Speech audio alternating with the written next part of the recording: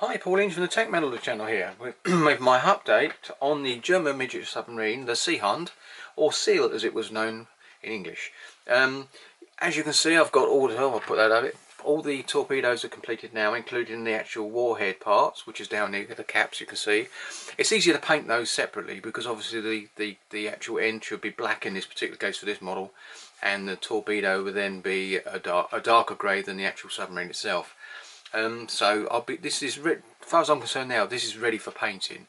I have got the dome on there, just sitting there at the moment, and obviously that won't be put on till the last minute. But there's been a bit of polishing needed on that because when I got it in the packet, it was actually released from the sprue, and obviously it had a horrible tear on, as you do know, on some of the glare parts.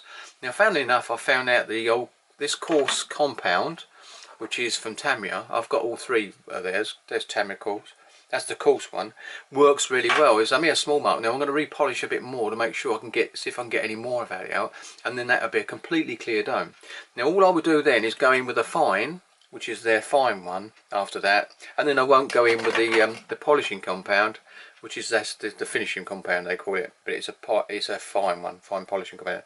I may not do that because this won't be completely crystal clear. Obviously, even in this scope, it won't be completely crystal clear. So, in regards to the warheads, the actual warheads, I should say, the torpedo ends, you can see the actual propellers on the front, and I believe that's for a little generator that supplies the actual onboard compass. I'm not sure, I'm going to have to look into that, but anyway, but these actual brass bits on there are very small, as you can see by my finger, and they actually were super glued in place, and I know they're fragile. So what I did, once they was dry, I went in with some rocket card glue, which is like a wood similar to wood glue really, white glue, and I brush painted it around both sides of each joint to give it that bit of extra covering, and it gives you a bondage, a bit more bondage as well, so it'll be a bit stronger. I'm not going to say it would stand up to a massive knock, because I don't think it would, but at least it gives it a little bit more rigidity in place. And I've done that quite a bit on a lot of photo etch parts.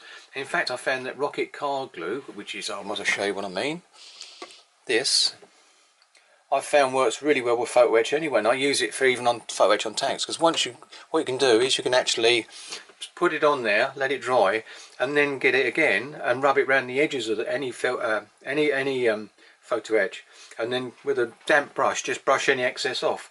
And it gives a seal around the outside as well, so it actually looks much better, and the bond is a lot stronger as well. What's anything else about to do? So really, when you look at this model now, it's more or less ready for spraying, as I said earlier on. What else can I say about it? Really, there's not much really. Things that are fiddly, these bits here, the actual torpedo release mechanism, one on either side, very fiddly to do, very fine parts, but I did eventually get there, so it took me time. What else can I say?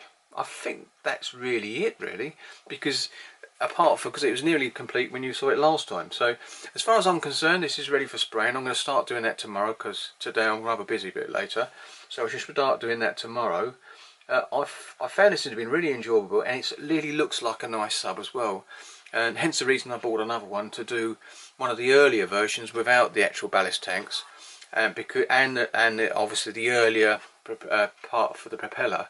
The reason I've done that is because there was a few more of those in service, and actually some of those are a bit more colourful. They've got shields on them and everything. There's one that's actually, I might be able to show you actually, just remembered.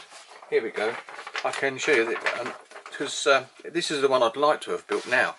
This one I don't know it's going to come out very good. Yes, it is.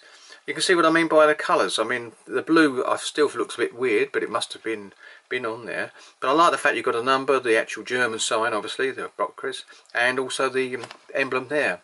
So it looks colour, and even got a little shark there coming over there. And it looks more colourful, so there's a bit more colour. And the grey is a lot lighter than the other one I'm doing. I'll show you the one I'm doing, and it's on this side. There you go, the bottom one. And this was a boat captured by the British at the assembly line in the factory in Germany in May 1945. So it never saw any service, but it was ready for service, I would presume. So that's it. You can see the only difference is that bit there, obviously, and the propeller. If you look at the back of the one I'm going to be doing on my next build at some point in the future, you can see the little shaft where the propeller actually is inside the actual disc cylinder itself. So I think that's quite a lot, and it just looks more colourful, so that's what I should be doing next time. Right, so that is it then. So this is, as I said, only a short update because of the fact that most of the build was covered. But it's been a really good and easy build. I've just noticed I can do a bit more filling around the side there and there. That's easy enough to do. We're using the old Tamiya Fine cement card filler. I've got glue filler, which is really good. Right, thank you very much for watching this, and I'll catch you on the next update, which will be when I've actually given the whole coat of primer. And I might even just come in with it when I've finished painting. I'm not sure yet, but I made you a quick short video showing it in primer, so you can see what it looks like.